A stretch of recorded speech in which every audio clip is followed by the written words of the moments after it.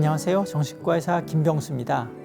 오늘은 반추 다스리기에 대해서 강의를 드리려고 합니다. 반추, 아마 요즘은 들어보신 분도 꽤 있으실 겁니다. 반추는 우울증의 중요한 핵심 병리이기도 합니다. 반추가 뭘까요? 반추란 무엇을 의미할까요? 반추는 자신의 문제점에 대해서 생각하고 또 생각하는 현상을 말합니다. 내가 왜 이렇게 우울한 거야? 내가 왜 이렇게 스트레스 받는 거야? 나한테 뭐가 문제가 있지? 내가 왜 이렇게 힘든 거야? 라고 자신의 문제점을 곱씹으면서 그 원인, 그렇게 된 문제, 그렇게 된 과거의 연원들을 따져 들어가는 현상을 말합니다. 우울증 환자는 반추에 시달립니다. 반추는 우울증을 악화시키고요. 일반인들도 반추에 시달릴 때가 많습니다. 힘들고 스트레스 받을 땐 반추가 더 많이 떠오릅니다.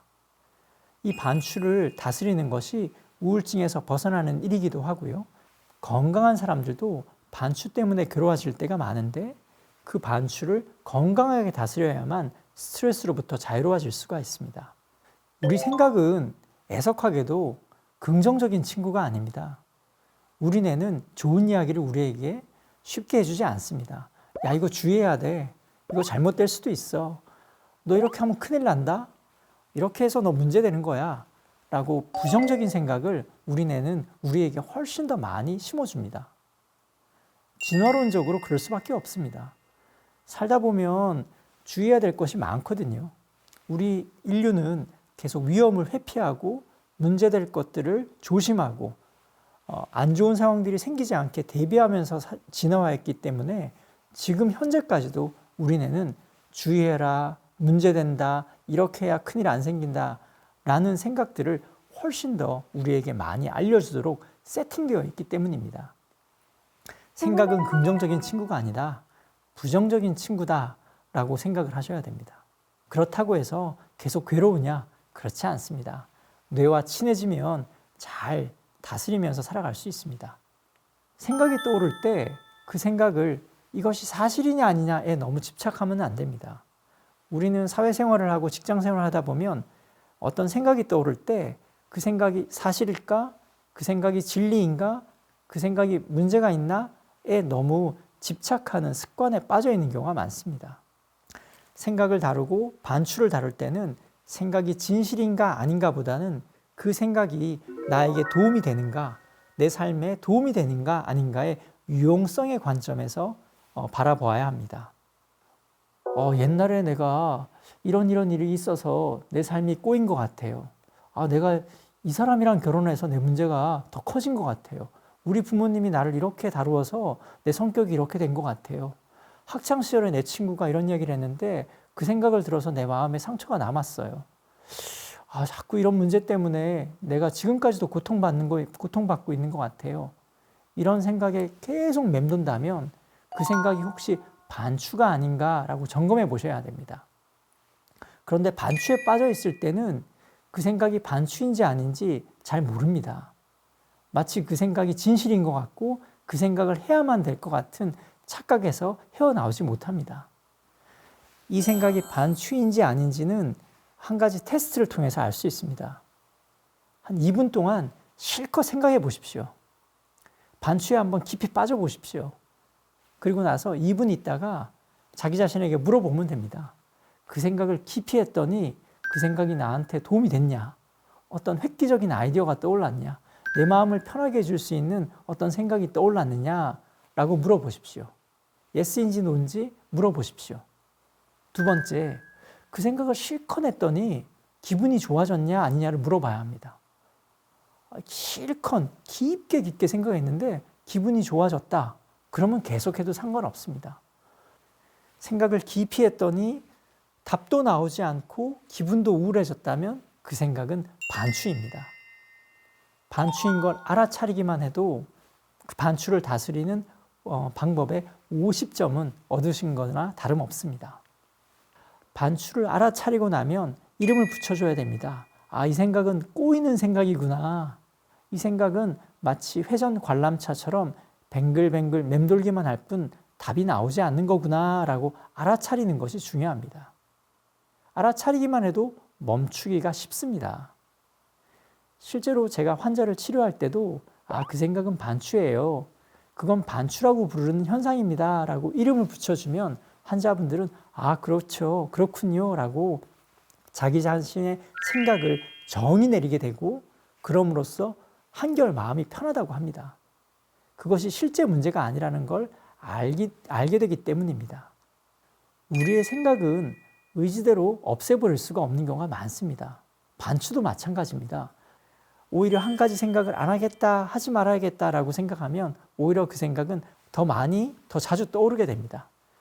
핑크 색깔의 코끼리를 생각하지 마. 이렇게 한번 외쳐보십시오.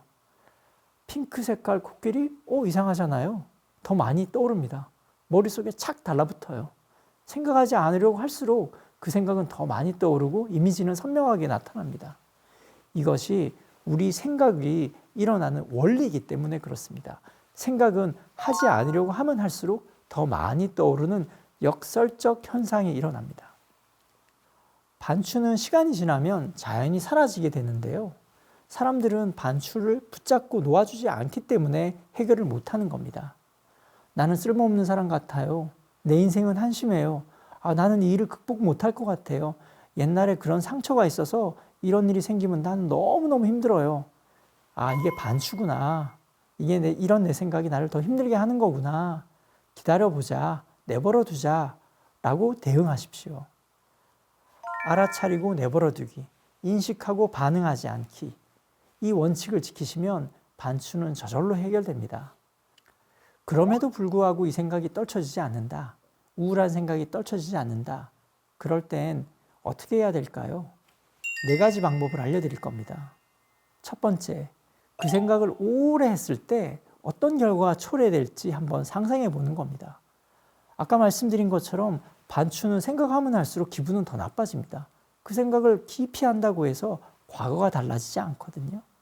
결과적으로는 더 깊은 수렁에 빠져듭니다. 생각을 깊이 했을 때 일어날 수 있는 최종의 결과를 한번 상상해 보는 겁니다. 괜히 했잖아. 그렇게 해봐야 아무 소용이 없잖아. 라는 걸 알게 되기 때문에 반추를 멈출 수 있게 됩니다. 두 번째는 몰입과제에 초점을 다시 맞추는 겁니다.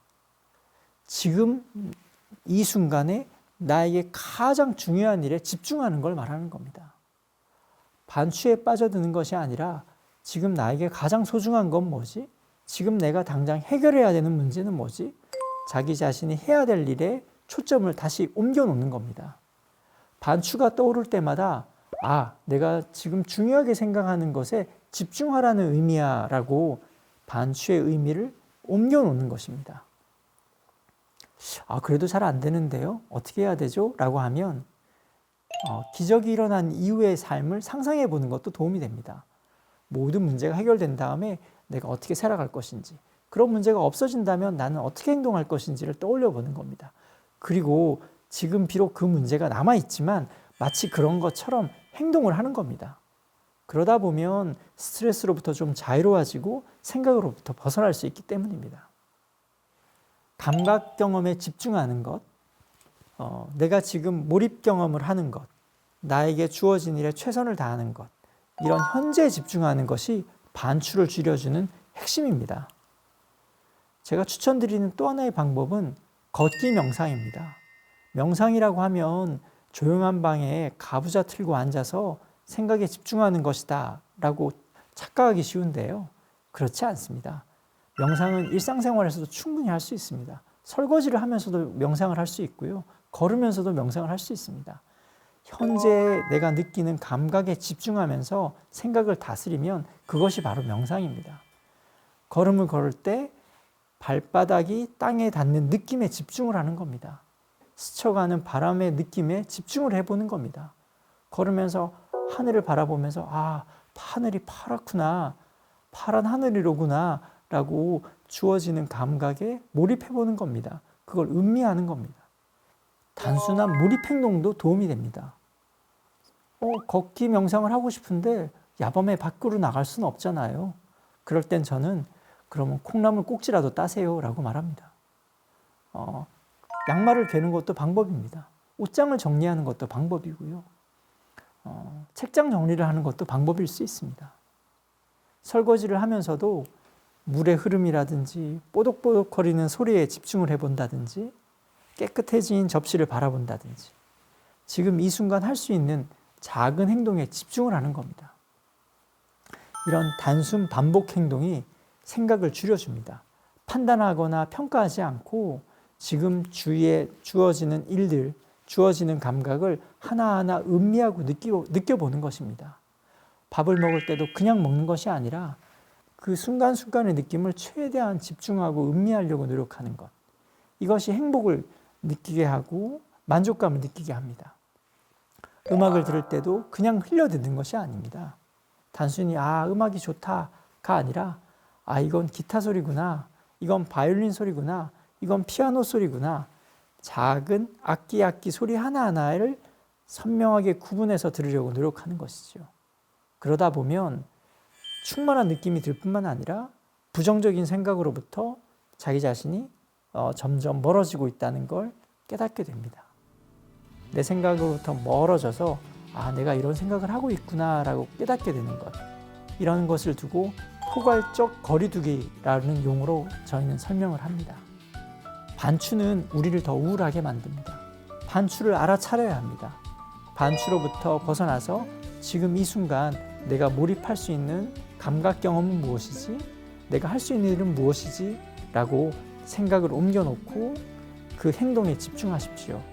그것이 반추를 다스리는 가장 단순하면서도 손쉬우면서도 효과적인 방법입니다.